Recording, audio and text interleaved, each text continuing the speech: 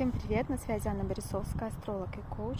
Все еще в Анталии, все еще на солнышке, почти что в тепле, на солнышке тепло. А сегодня прогноз на 19 ноября 2025 год. Мне тут ветер все пытается прическу навести непонятную.